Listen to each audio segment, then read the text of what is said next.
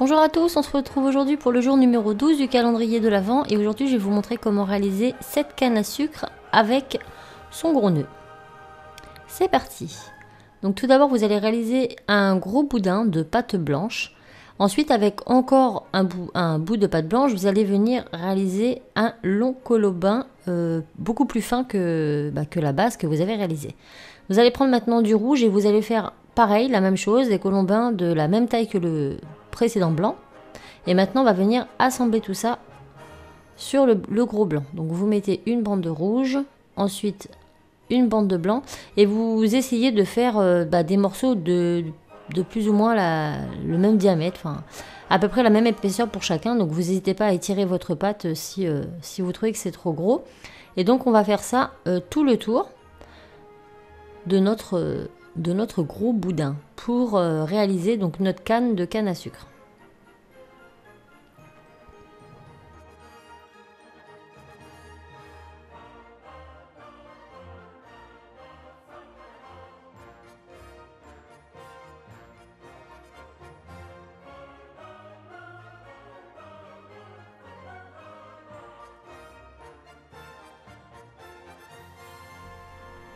Donc voilà, une fois que c'est fini, on obtient ça. Donc maintenant, on va faire en sorte que tous les morceaux soient scellés les uns entre les autres. Donc on va faire des mouvements de va-et-vient de façon à affiner un petit peu notre canne, mais surtout de lisser tous les bords, qu'il n'y ait plus du tout de stries entre chaque petit boudin. Une fois que votre canne est bien lisse, on va pouvoir commencer à la strier. Donc hop, vous la vrillez un petit peu. Plus vous allez vriller, plus vos stries vont être fins. Et moins vous allez vriller, plus ils vont être larges. Donc là, c'est en fonction des goûts de chacun. Et on va faire ça et allonger notre canne de sorte à réaliser une grosse canne à sucre. Donc quand vous avez l'épaisseur de votre choix, on coupe la première extrémité. Donc ça nous donne ceci à l'intérieur, comme une vraie canne à sucre. Maintenant, on va venir... Donc moi, je l'affine encore un petit peu parce qu'elle était beaucoup trop épaisse. Hop, je viens venir courber le haut. Et puis, je coupe en bas à hauteur désirée. Et voilà, donc on lui redonne sa forme générale et on va venir la mettre de côté. Maintenant, on va venir réaliser le nœud qui se trouvera au-dessus.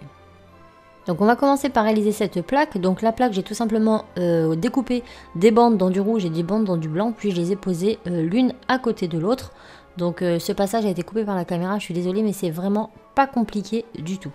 Une fois que cette bande est faite, vous allez venir mettre du papier sulfurique dessus et on va venir donc sceller tous les morceaux ensemble et pour ça vous allez venir l'étaler puisqu'on va vouloir l'affiner un petit peu mais que dans le sens de la hauteur et pas dans le sens de la largeur parce que ça va déformer vos bandes. Donc vous suivez le dessin des bandes tout simplement. Donc on l'étale comme on peut. Maintenant on va venir la décoller de notre plan de travail. Et pour ma part, je la trouvais encore un peu trop épaisse. Donc ce que j'ai fait, c'est que j'ai tout simplement étiré avec mon doigt, toujours dans le sens des lignes. Et maintenant, on va venir découper notre nœud à l'intérieur de cette plaque. Donc pour la découper, vous allez voir que c'est pareil, c'est vraiment pas compliqué. On va faire exactement comme en scrapbooking pour réaliser un nœud en 3D, sauf que là, on va le faire sur notre pâte. Donc vous prenez votre scalpel, vous faites un premier trait horizontal. Ensuite, vous bombez légèrement. Vous refaites un trait horizontal, vous rebombez, vous refaites un trait horizontal. Ensuite, on redescend et on va faire la même chose de l'autre côté, mais en sens inverse. Donc, c'est vraiment pas compliqué du tout. C'est juste un coup de main à prendre. Une fois qu'on a ceci, on va venir ajuster car moi ici à droite, c'est beaucoup plus grand qu'à gauche. Donc, je prends mon scalpel et je vais tout simplement retailler ma boucle du haut pour qu'elle soit à peu près de la même taille que celle du bas. Et maintenant, on va venir assembler notre nœud. Donc, je commence par la partie de gauche, je ramène la petite languette au centre. Et je fais pareil à droite. Là à droite, je vois que c'est trop grand. Donc hop, je coupe un peu et je rabats. Mon nœud est fait. Maintenant, je vais venir faire le centre de mon nœud. Donc pour cela, moi, je vais prendre de la pâte couleur rouge. Je vais l'étaler finement. Je vais venir réaliser une bande de la même taille, enfin de la même largeur que le centre de mon nœud. Et je vais tout simplement, donc une fois qu'elle est faite, je la pose au-dessus. Et je viens couper à ras de mon nœud. En bas, en haut également. Donc là mon nœud est fait. Maintenant je vais venir faire les languettes de mon nœud. Donc des belles petites languettes. Donc voilà mon nœud. Pour les languettes, je reprends la pâte que j'ai réalisée tout à l'heure. On va venir découper dedans deux grandes bandes. Enfin un grand rectangle. Donc là, on fait quelque chose de droit et ce rectangle, on va le recouper en deux pour avoir deux parts égales. Lorsque c'est fait, je vais venir tout simplement dessiner le bas de mon nœud en coupant en oblique vers le bas. Je pose la deuxième bande à côté de la première et je fais plus ou moins la même chose à la même hauteur. Voilà, maintenant j'assemble ces deux-ci en les mettant l'une sur l'autre et un petit peu en biais, puis je vais poser mon nœud par-dessus. Il ne me reste plus qu'à couper l'excédent de pâte au-dessus du nœud pour que ce soit plus joli. Une fois que c'est coupé, avec un outil, je vais venir lisser un petit peu le haut là pour que ce soit plus ou moins net et un peu plus joli sur la canne à sucre. Voilà, maintenant on va venir fixer ça sur notre canne. Donc vous prenez à peu près l'endroit où vous allez le fixer et quand vous êtes sûr de l'endroit, vous allez venir prendre un peu de Fimo liquide, vous placez ça sous votre nœud et hop, on replace le nœud par-dessus.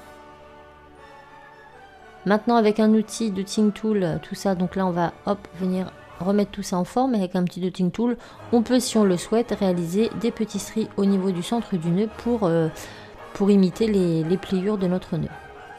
On place tout ça comme il faut. Maintenant on va venir mettre un clou à œil en haut en faisant bien attention de ne pas transpercer la canne à sucre et on met à cuire au four à 120 degrés pendant 20 minutes. Une fois que c'est refroidi et cuit, je vais venir consolider mon clou avec de la glu. Ensuite, je vernis et une fois que c'est sec, on va venir mettre notre petit nœud. Donc moi j'ai pris du ruban couleur or pour bien contraster avec le rouge et le blanc de ma canne à sucre. Ensuite, je fais un joli petit nœud et ma canne à sucre est terminée. Donc voilà, j'espère à tous que ce petit tuto vous aura plu et moi je vous dis à demain pour le tuto numéro 13. Ciao!